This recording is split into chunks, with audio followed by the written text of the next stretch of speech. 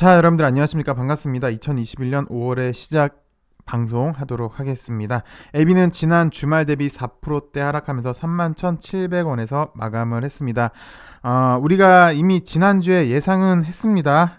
일각에서는 공매 재개 여파는 미비할 것이다 라고 보기도 했는데 막상 오늘 뚜껑 열어보니까 그렇지는 않았더라라는 게 증명이 된 것 같습니다.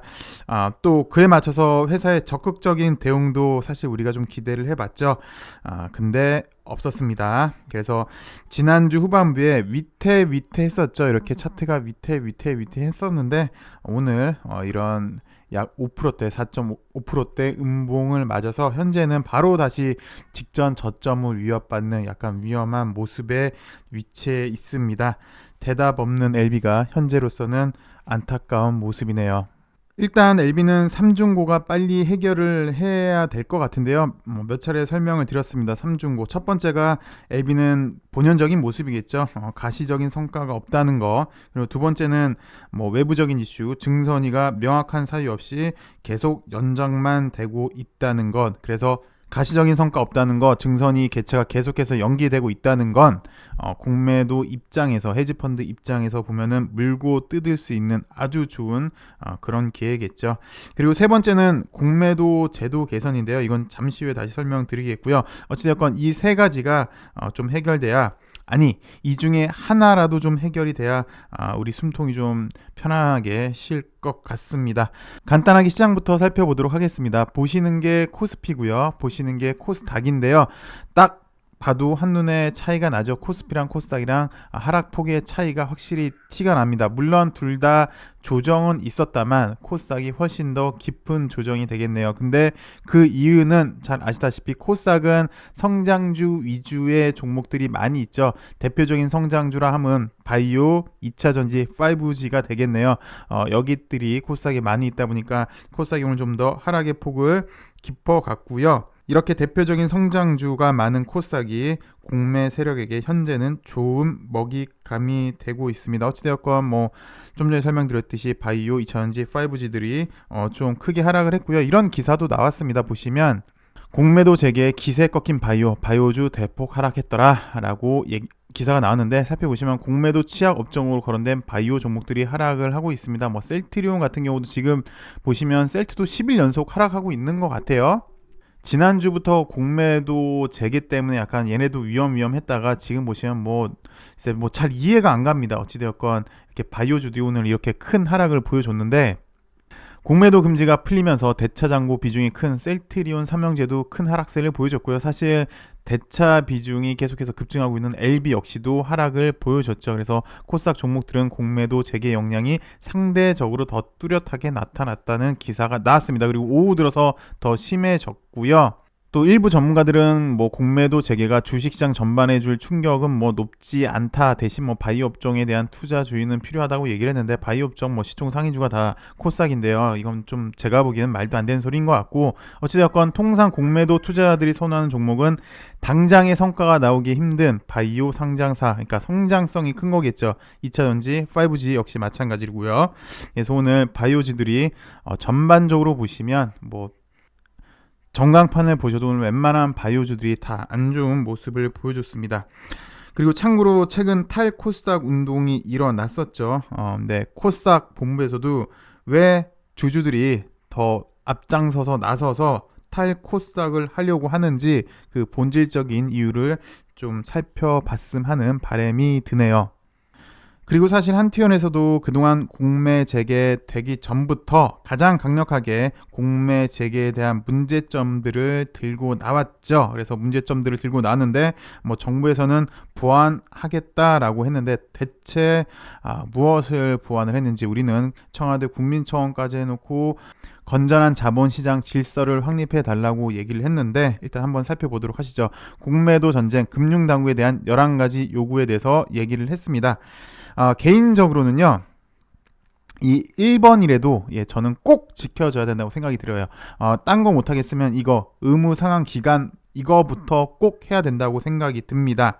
왜냐하면 공매도는 콜, 풋 둘 다 이용 가능한 거잖아요. 우리가 좀 생각을 좀 해봐야 하는 게 어떤 분들은 쇼스키즈가 공매 파산이다. 그래서 공매 파산해라. 쇼스키즈 되면은 개인 투자자들이 수익률이 상당히 높다라고 얘기를 하는데 사실 그건 미국에서나 그렇죠. 왜냐? 기한이 있기 때문에 상환 기간이 있기 때문에. 근데 우리나라 같은 경우는 기간이 거의 무한정이잖아요. 여기 보시면 극히 일부를 제외하고 사실상 무기한 연장이 가능해서 하락할 때까지 기다리면 결코 손실을 입지 않는 그런 구조이잖아요. 우리나라 같은 경우는. 그래서 쇼스키즈가 사실은 더 엄밀히 말하면 공매 파산이 아니라 역으로 보면은 개미 무덤일 수도 있어요. 저는 그렇게 봐요. 왜냐면 급등이기 때문에 급락이 나오면 그 위에 사신 분들이 사실 개인들이겠죠. 어찌되었건 이렇게 기간을 통일을 해라. 개인 대주는 60일 이내에 상환을 해야 하는데 왜 그러냐. 의무상환 기간을 꼭 정해라 라고 얘기를 하는 건데, 좀 전에도 설명을 드렸지만 미국 같은 경우는 이렇게 기한이 있는데 우리나라 같은 경우는 기한이 없잖아요. 그래서 뭐 흔히 말하는 쇼스키즈, 일단 주가가 상승을 합니다. 주가가 상승을 하니까 흔히 헤지펀드라고 말하는 외국인들이 고가에서 사요. 그러면 이거를 얘네들 쇼스키즈 들어오는구나, 못 참고 드디어 상환하는구나 라고 생각을 하는데, 그거 사고 한 번 더 올려요. 주가를 한 번 더 올리면은 얘네들이 여기 올린 데서 이때 샀던 현물을 팔아요. 팔고 그러면 고점에서 투매가 나올 거 아니에요. 그러면서 다시 또 공매를 또 쳐요. 그러면 투매가 그러면서 더 투매가 나와요. 그러니까 일반적으로 헤지펀드가 사용할 수 있는 이런 방법들이긴 해요. 그래서 만약이라도 상환 기간이 있다면 그 기간 내에 갚으면 되는데, 얘네들은 투매를 이용해서 주가 쭉 올라가다가 한번 이렇게 위에서 맞으면 빚을 할 수밖에 없잖아요. 그래서 빚을 할 때 보통은 갚습니다. 일반적으로는 그래요. 그래서 이 기간 연장이 저는 개인적으로 사실 제일 중요하다, 그렇게 생각이 됩니다. 이건 꼭 바꿔야 되는 것 같습니다. 그리고 여기 증거금도 마찬가지인 거고요. 그리고 금융위는 공매도의 순기능도 있다고 하는데 어쨌든 패스하도록 하겠습니다. 그리고 요것도 마찬가지 하는데 요것도 패스. 그리고 제일 어이없는 게 여기 실시간 무차익 공매도 적발 시스템을 반드시 구축을 해야겠죠. IT 강국에서 좀 그런 것 같습니다. 금융위에서는 이렇게 천문학적 비용이 들어서 불가능하다고 했는데 견적 정말 받은 사실이 있는지 저도 궁금하네요. 어찌되었건 공매 제도 개선이 현재로서는 필요한 구간으로 보여지고 있고요. 계속해서 특히 성장주 위주로 사실 개인들이 많이 투자를 하죠. 성장주는 시간도 오래 걸리는데 성장주에는 계속해서 나올 수밖에 없는 게 헤지펀드 공매도이니까 그 전에 미리 장애물을 더 건전한 자본시장을 위해서 우리가 노력을 해야 하는 단계이지 않을까 싶습니다. 그리고 지금 가장 근본적인 건 대답 없는 LB이겠죠. LB의 기본 가치가 지금 시장에서 발휘되고 있는 게 아니라 계속해서 또 묻혀요. 그리고 나오지도 못하고 있고요. 시장 요구치를 충족 못 시키는 게 현재로서는 가장 큰 이유이지 않나 싶습니다. 이젠 시장 요구치에 대답해야 주가도 반등하지 않을까 싶습니다. 그게 이제 만약에 시간이 좀 필요한 거라면, 그래서 부득불 시간이 좀 더 필요하다면 최소한 주가 방어 의지라도 주주가치 제고를 위해서라도 좀 노력하는 모습을 보여야 하지 않을까, 개인적으로는 그렇게 생각이 듭니다. 어서 시장의 요구치를 시장을 앞서서 대답하는 LB가 되길 다시 한번 기대해 보고요. 그리고 넥사에 대해서 궁금해 하시는 분들이 꽤 계세요. 근데 이거 금요일 날 말씀을 드렸는데 일단 3개까지는 괜찮았고, 오늘 단기 방향성 결정되는 데서 상당히 좀 중요한 거라고 말씀을 드렸잖아요. 그래서 크게 3가지를 말씀을 드렸어요. 첫 번째, 이렇게 되는 단계, 그래서 LB를 보여드렸죠.